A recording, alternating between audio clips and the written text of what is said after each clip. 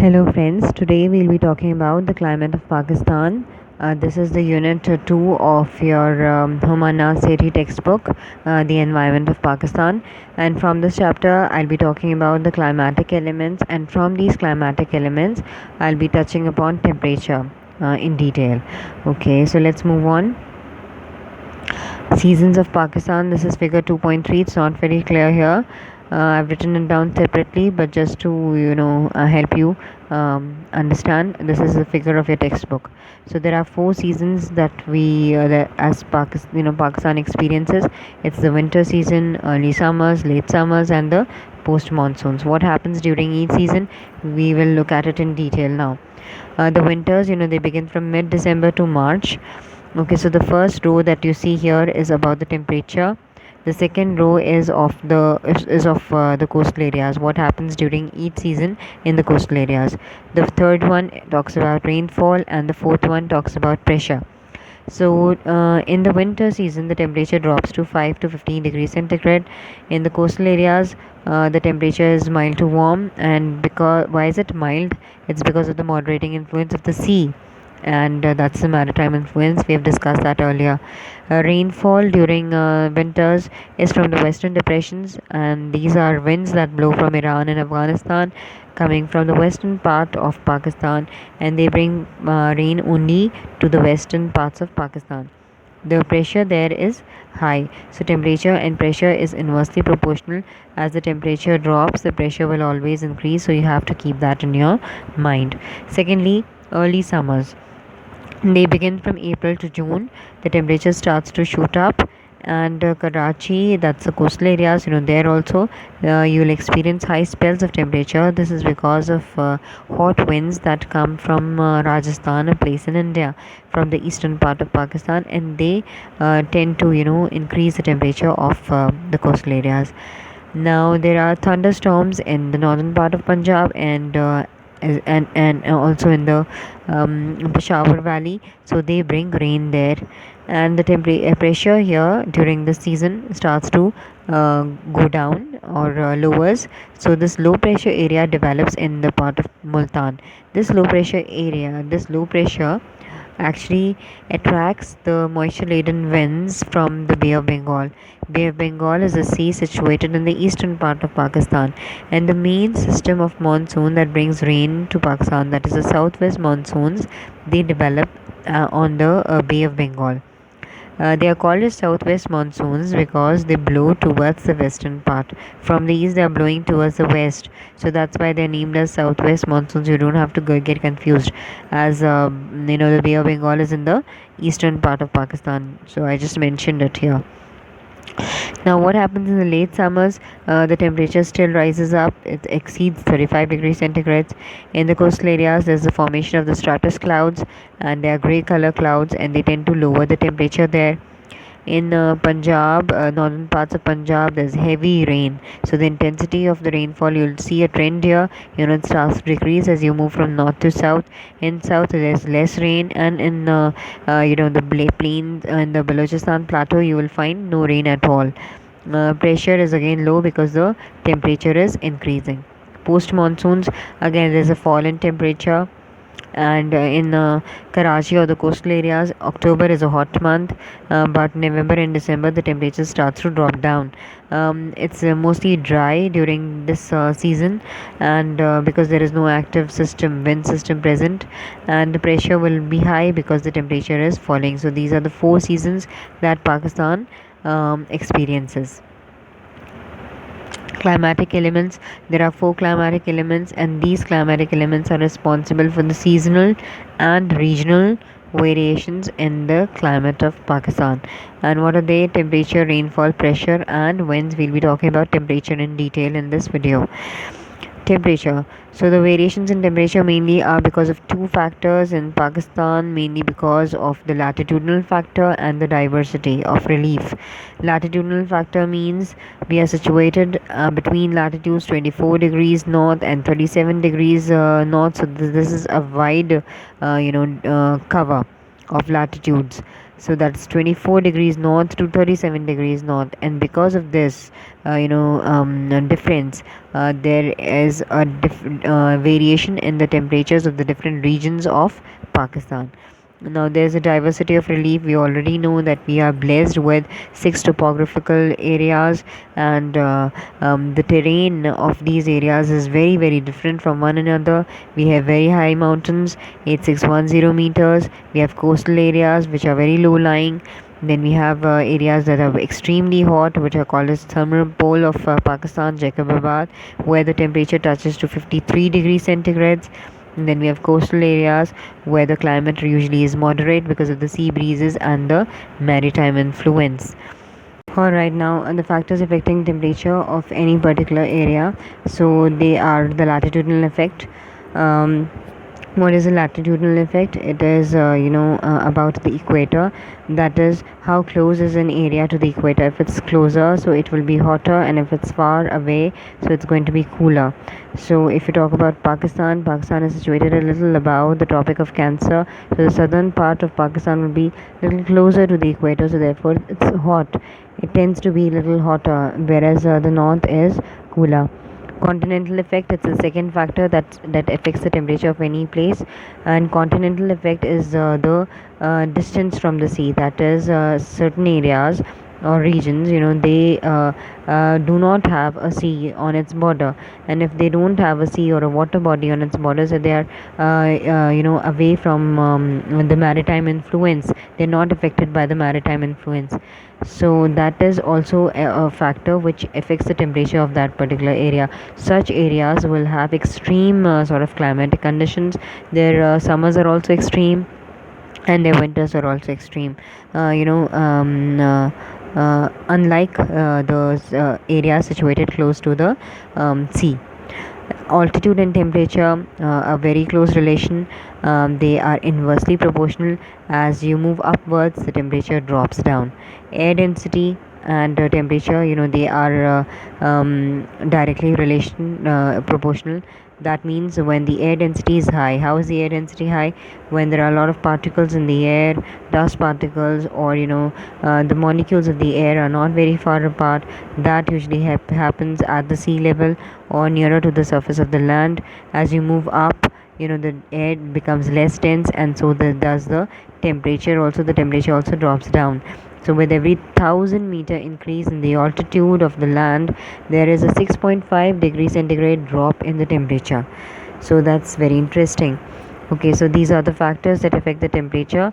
Let's move on to other factors that affect the temperature. It's cloud cover. What is cloud cover? Clouds in the atmosphere, they will form a barrier preventing the sun's rays from entering into the earth's atmosphere during the daytime. So what will happen then? That would result in less radiation coming in, and when less radiation is coming in, the land will remain less hot, meaning it will remain cool. But what happens during the night? During the night, the same clouds, they will act as a barrier preventing the heat of the sun that the land had absorbed during the daytime from escaping out or ejecting out. As a result, the temperature will not go beyond a certain level, go down beyond a certain level. So the temperature will remain, less cool, not very cool, because the sun's rays are trapped inside the earth's atmosphere, and this cloud cover is experienced mostly by areas lying near the coasts. Next is the latitude and the angle of the sun. Here, please don't get confused between this latitude and the angle of the sun. In the previous one, that was the position of that area with regards to equator, and this is talking about the whole of the earth. That is the position of the earth with respect to the sun. How is the earth positioned vis-a-vis the sun? How much of the atmospheric distance do the sun's rays travel before they reach a particular spot on the globe will determine the season of that area, and the temperature of that area, whether it was going to be very hot or cold. And this will also result in a changes in the season, that is, say, summers and winters. To understand this better, let's look at this diagram. Now here, this is a globe, and this particular line that runs across the globe, in the center this is the equator, and above it is the Tropic of Cancer. So we are talking about Pakistan. Pakistan is situated just above the Tropic of Cancer, somewhere here. So during the months of June, what happens is, we are positioned in such a way. By the way, keep in mind that the earth is constantly revolving and rotating. Okay, so that's how, we are changing our positions. So during the months of June and July, and the summer months, what happens is we are positioned in such a way that the sun's rays hit the earth or hit Pakistan in a manner that they travel less distance, less atmospheric distance, so the intensity is high and the angle of the sun is also high. Because of this, the temperature increases, and the season that we experience is the summer season.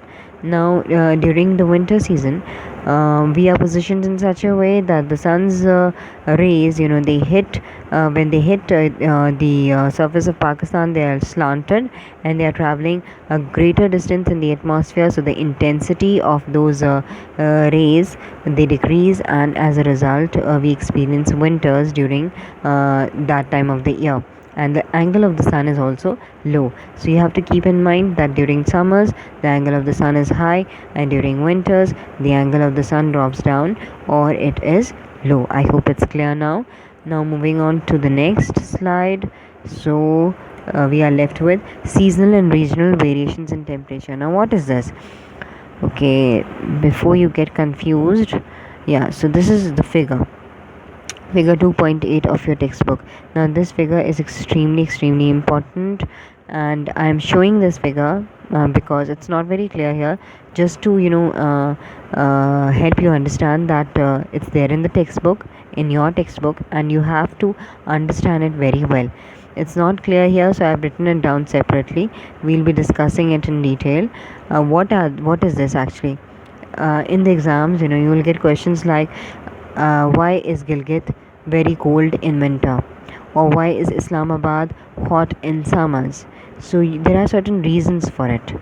So these reasons are mentioned here, and you also have to keep in mind the examples of these areas, and the names of these areas, and the regions in which they are located. Now so this will help you a lot when you're answering these reason based questions. Now moving back, yes, so I did it this way so that it's clear and pretty understandable for all of you. So let's talk about the first zone, that's the highland zone. In the highland zone, we have the northern mountains, the northwestern mountains, the western mountains, and the example of the places is Gilgit, Mari, Muzaffarabad, Drosh. So here in winters, the winters will be very cold and cool. Why? Question is asked this way, why are the winters of Gilgit, Mari, Muzaffarabad very cold or cool? The reason is the low angle of the sun and the altitude of the land there is very high. If you keep the map of Pakistan in front of you while studying this, then it will become easier.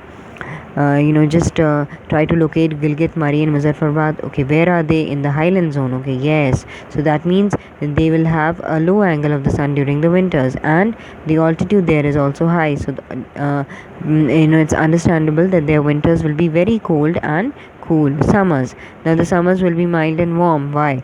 Because of the transfer of the heat from the central part of Pakistan and the high angle of the sun, so you just reverse it. So this reason is very easy to remember. In the summers it's the high angle of the sun, in winters it's the low angle of the sun. You can put it down. Now western mountains in Balochistan plateau. So western mountains, the areas examples can be Quetta, Kalat, Parachinar, Waziristan. What happens during winters there? The winters are cold and cool, too cool. Why? Low angle of the sun, as earlier. Then altitude and the rain from the altitude there is also high, so the temperature will also be cooled, and these areas receive rain from the western depressions. So this is something we discussed earlier. So they, for example, now here look at the map of Pakistan, just to make you understand. Look at the map of Pakistan. Yeah, where is Quetta? Quetta is situated in the west. How are you going to answer such questions? Quetta, first keep in mind. Okay, so this is the position of Quetta. It's in the western part of Pakistan. So that means in winters it will be receiving rainfall from the western depressions. This will result in lowering the temperature of that area. So that is why the winters will be cold to cool. And since Quetta is a highland area, so the altitude is high, and again it's in the winters. How is the angle of the sun? The angle of the sun is low. So this is how you're going to write your reasons. It's not very difficult, everything is very logical, you just have to understand it.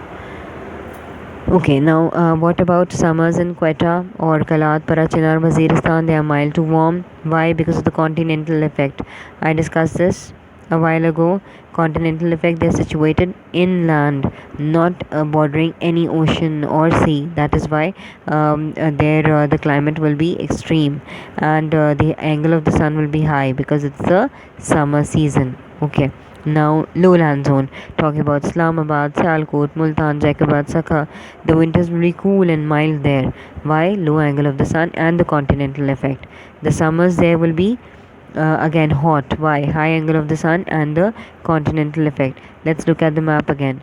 So we are talking about, what are we talking about? We are talking about yeah, so we are talking about Islamabad, Rawalpindi, and all these areas. So what are these where are these areas situated? They are situated inland. Okay, so continental effect is active there. They are not bordering any ocean or sea. Therefore, the temperatures there will be extreme summers and extreme winters. Now moving on to the next. Yes, coastal zone, that is Karachi, Jiwani, Pasni, Gwadar, Urmara. These are all places situated in the coastal line. Okay, the winters there are mild. Why? Because of the maritime influence. The first reason that should come into your mind is the maritime influence. Why? Because they are bordering a sea body, the Arabian Sea. And if at all the temperature drops down in the coastal areas, it's because of the Quetta winds that bring short spells of the cold. In the summers, the temperatures will be warm to hot. Again, it's because of the maritime influence, the high angle of the sun. Then the cloud cover, we discussed that earlier in July and August. That also keeps the temperature mild. And if the temperature is increasing or shooting up, it's because of the Rajasthan winds blowing from the east. Now talking about the arid zone, that is the desert zone. The winters are cool and mild there because of the low angle of the sun and the latitudinal effect. Okay, and in the summers are hot there because of the high angle of the sun and the latitudinal effect, and there are no clouds to protect these areas from the scorching heat of the sun. So I hope this is clear, and there's nothing to by heart at all. You just have to understand these factors, and it becomes as simple as ABC. All right, so with this we conclude, and a quick revision. We talked about the climatic elements. There are 4 climatic elements, but we discussed only temperature. And talking about temperature, we talked about factors that affect the temperature of a particular area. So you have to keep all these factors in your mind, how they influence or have an impact on the temperature of any particular area. If you found this video beneficial, please click the like button and share it with your friends, and also do subscribe to my channel. Thank you so much for watching.